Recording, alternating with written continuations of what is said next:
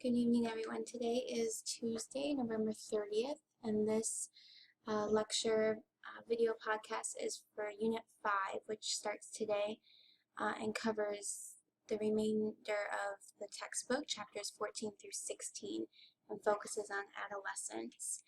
Before we get into that, let me wrap up a few things from Unit 4. As mentioned in the email that I sent out today, all the assignments will be graded and posted by Saturday at the latest, this Saturday, December 5th. Hopefully tonight or tomorrow morning, tomorrow sometime, I should finish up all the Dear Abby letters, so those grades will be posted, and then it will just be the reflective journals. All the observations and development and the discussion boards have been graded.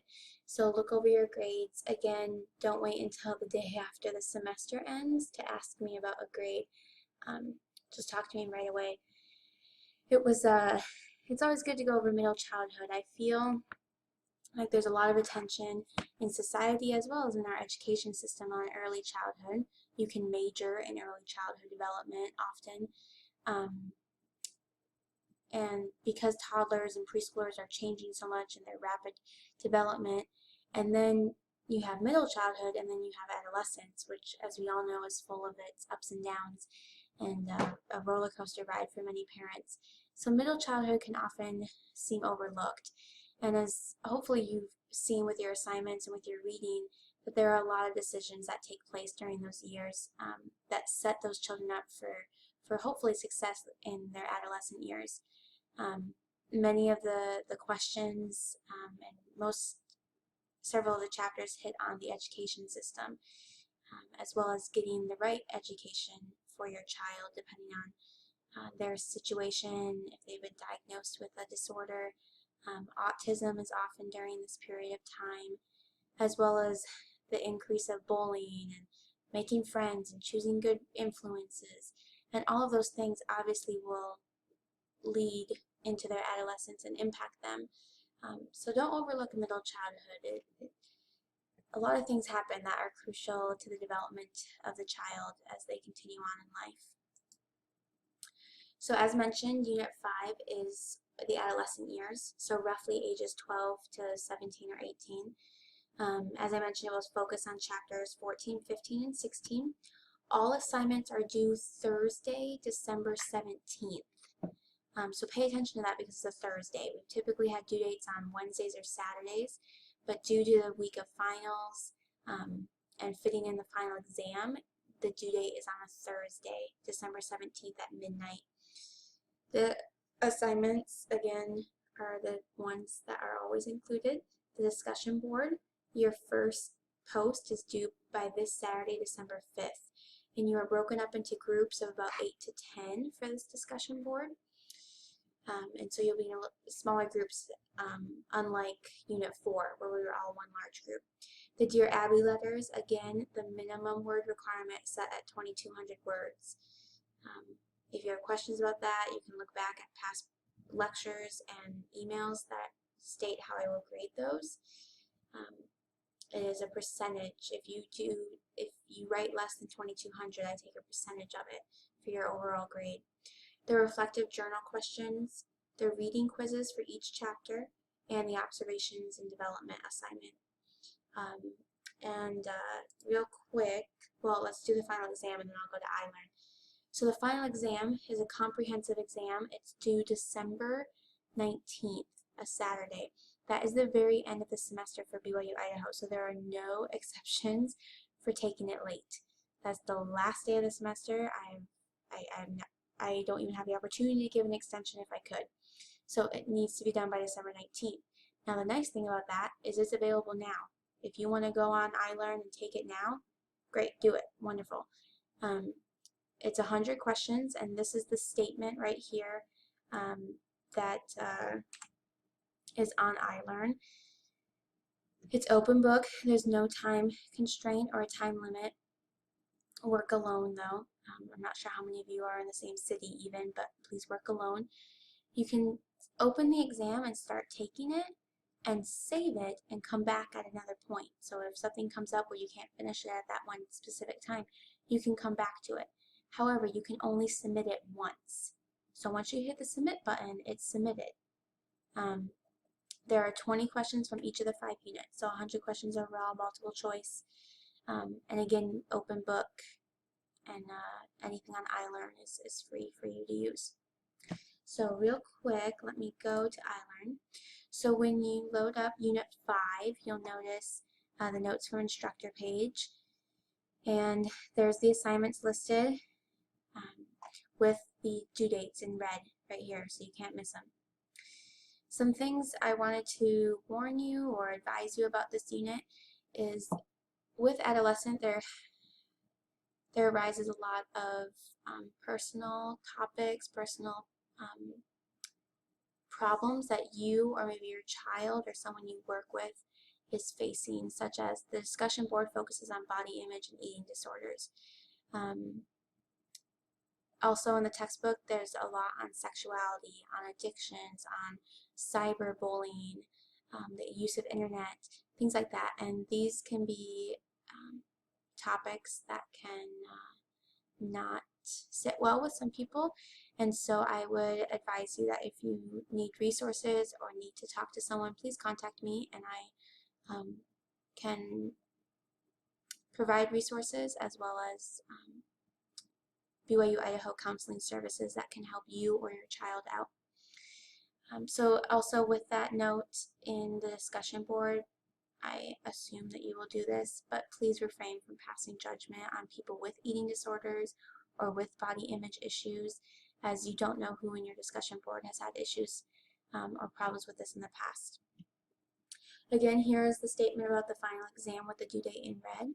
And then I would encourage you to look over this application of course material,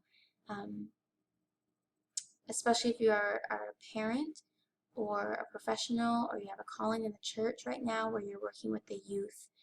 There's some great information about how what you're learning in the textbook connects with your everyday life in those roles. And then you can also reply to me with any questions that you have. You can also email me or call me if it's something that you want to ask in person or in private. So we will go back to here.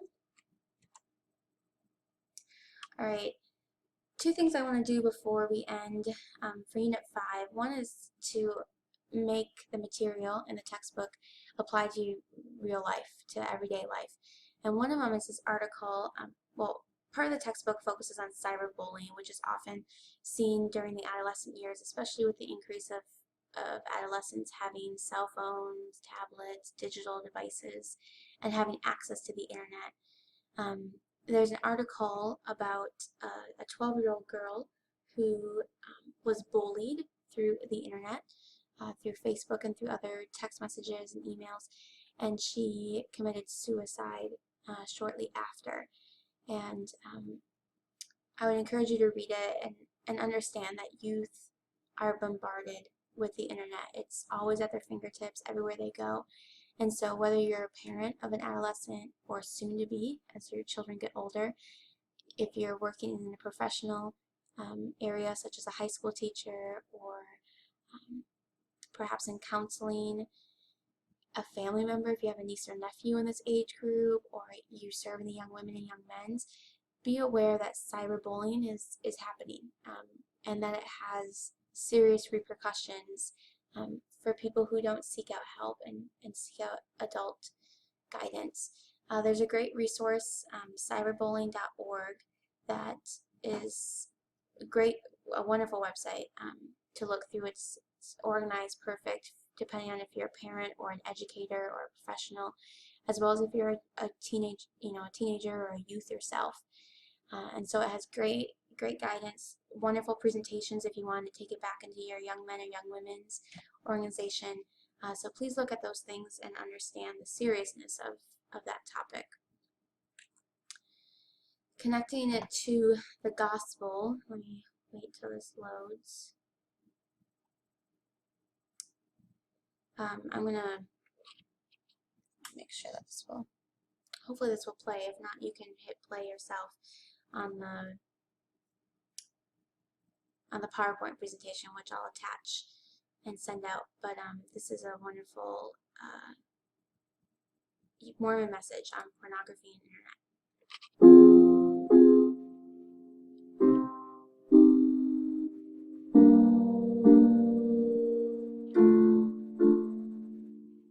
An old proverb says that a journey of 1,000 miles begins with one step. So, watch your step.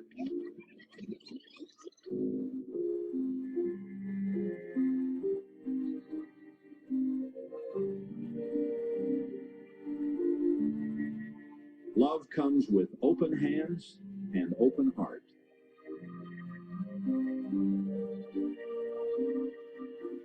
Lust comes only with an open appetite.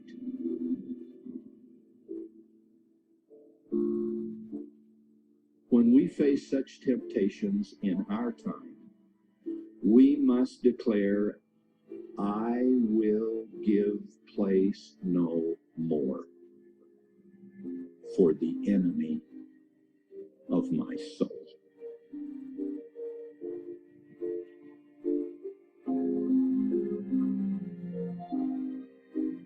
If we want it dearly and deeply enough, that enemy can and will be rebuked by the redeeming power of the Lord Jesus Christ. Picture the faces of those who love you and would be shattered if you let them down.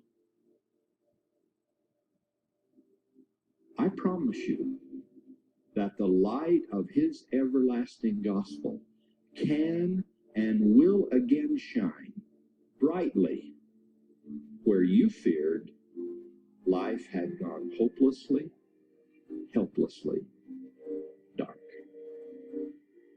May the joy of our fidelity to the highest and best within us be ours as we keep our love and our marriages, our society, and our souls as pure as they were meant to be.